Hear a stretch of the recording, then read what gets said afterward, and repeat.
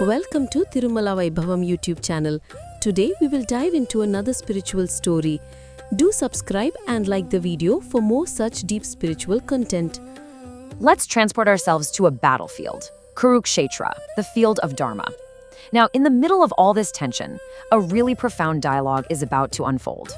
It's a conversation between the divine guide, Krishna, and the warrior prince Arjuna, who is facing the single most difficult choice of his entire life. But this isn't just Arjuna's story. His dilemma, this conflict between his duty and his desire to just withdraw, it's universal, isn't it? It's the battlefield inside all of our lives. So let's dive into Krishna's wisdom on the path of action. So here's our roadmap for today. We're going to follow Krishna's guidance step by step as he takes Arjuna from this place of total confusion to a state of real clarity. We'll see why action isn't just something we have to do, but how it can become a sacred duty. We'll unmask the real enemy that messes with our best intentions, and then we'll discover Krishna's strategy for winning that battle within. Okay, so we're picking up right where chapter 2 left off, with Arjuna's mind in absolute turmoil. Krishna has just explained the path of knowledge, but for Arjuna, a man of action, this has only made things worse. He's standing there, completely paralyzed, looking at his family and teachers on the other side, and he is just baffled about what his duty is. He's that part of us that freezes up when we're caught between a rock and a hard place, when every choice feels like the wrong one. And you can just feel the desperation in his voice here, can't you? He's not trying to get out of his duty, he's just begging for some clarity. He hears Krishna praising this path of knowledge, which sounds like sitting still and meditating, but then in the very next breath, Krishna is telling him to fight this terrible war. For Arjuna, it's a massive contradiction. His plea for one certain path is something we've all felt. We all want that certainty when we feel lost.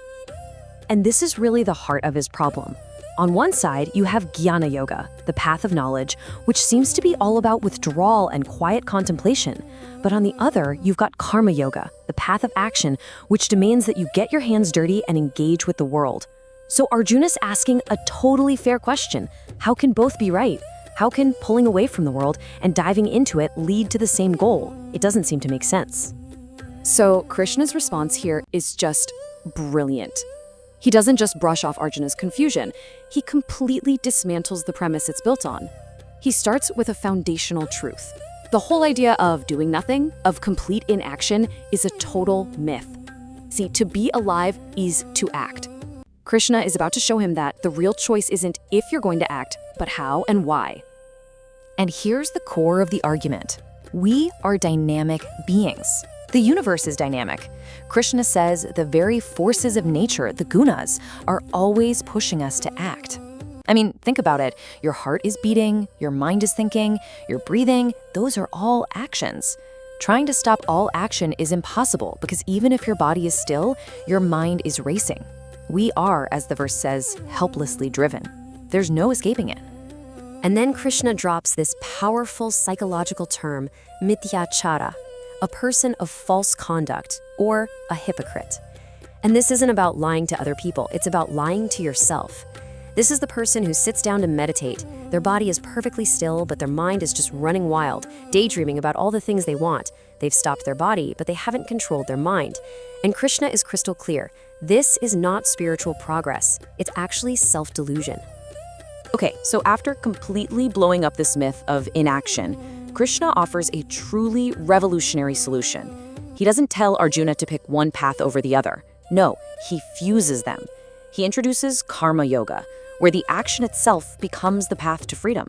He's about to completely redefine what it means to work, to do your duty, and our whole relationship with our actions. The key word here is Yajna. Now, it's often translated as sacrifice, but it's so much deeper than that. Think of Yajna as selfless action done for a higher purpose, to help maintain the balance of the whole cosmos. Krishna says that we were created along with this principle. It's how we participate, how we give back. And when we act in that spirit, our work becomes like a cow of plenty, nourishing us and fulfilling our deepest needs. This reveals a beautiful cosmic cycle of giving and receiving. Our selfless actions, our yajna, they actually sustain the divine forces that keep the universe running. And in return, those forces sustain us with rain, with food, with everything we need. By taking part in this great cycle, we not only help the world thrive, but we also achieve our own highest good. It's a vision of total interconnectedness. And then Krishna adds another crucial layer, Loka Sangraha. This means basically holding the world together or working for the welfare of everyone. He tells Arjuna, look, even someone who's enlightened, who has zero personal desires left, still has to act. Why? To set an example. People look up to leaders. If the wise just check out and abandon their duties, society will crumble. So our actions have this huge social responsibility attached to them. So at this point, Arjuna is starting to get it. He's understanding the how and why of action. But then a much deeper, much more personal question comes up. It's a question that honestly gets to the very heart of the human condition. If we know what the right thing to do is, what is that powerful force inside us that so often makes us do the exact opposite? Man, this question is timeless, isn't it? I mean, who hasn't felt that? That internal civil war.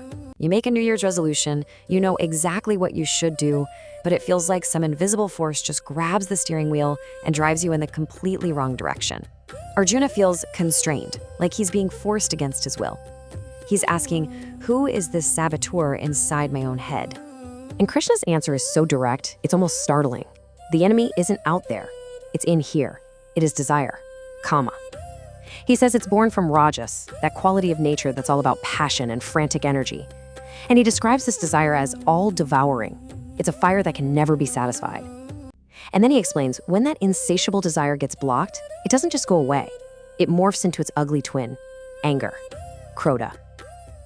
This destructive duo, desire and anger, that is the true enemy. All right, the enemy has a name.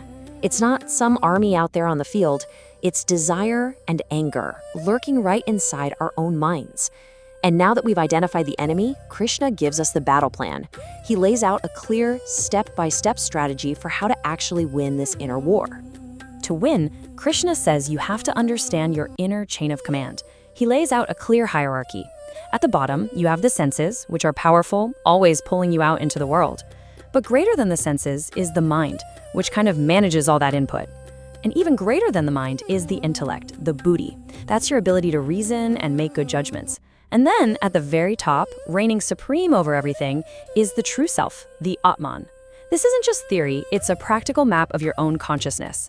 It shows you that you have what it takes to govern those lower impulses. And here it is, the final command, the climax of the whole chapter. The path to victory is to know yourself is the ultimate authority. With that knowledge, you use your higher power, the intellect, to control your lower power, the mind. By getting everything aligned in its proper order, you can finally slay that powerful enemy, desire. It's a call to use your highest wisdom to conquer your most basic compulsions. So, if you boil it all down, Krishna's teaching gives us this incredibly clear three-step process. Step 1, know your true self, that silent awareness that's beyond even your sharpest intellect. Step 2, use the power of that intellect to discipline the restless mind. And step 3, with that steady mind, you finally have the strength to defeat the enemy, desire. That, right there, is karma yoga in action. You know, at the end of the day, the message of chapter 3 is actually pretty simple, but it is completely life-altering. The spiritual path isn't about running away from the world or just stopping everything you're doing. It's about changing the consciousness behind your actions. It's about doing everything you do, whether it's your job or fighting a war, without being selfishly attached to the results, and seeing it all as a sacred offering, a yajna, for the good of everyone.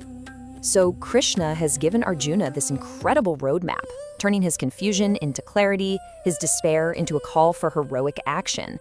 But this wisdom, it feels ancient, right? Like it's always existed. It kind of begs the question, where did it even come from? And Arjuna, now filled with this new curiosity, is about to ask Krishna exactly that. And that sets the stage for the amazing revelations we're going to get in chapter 4. That was today's story. Please do like, share and subscribe for more such interesting stories. Let's connect with another story. Till then, stay blessed.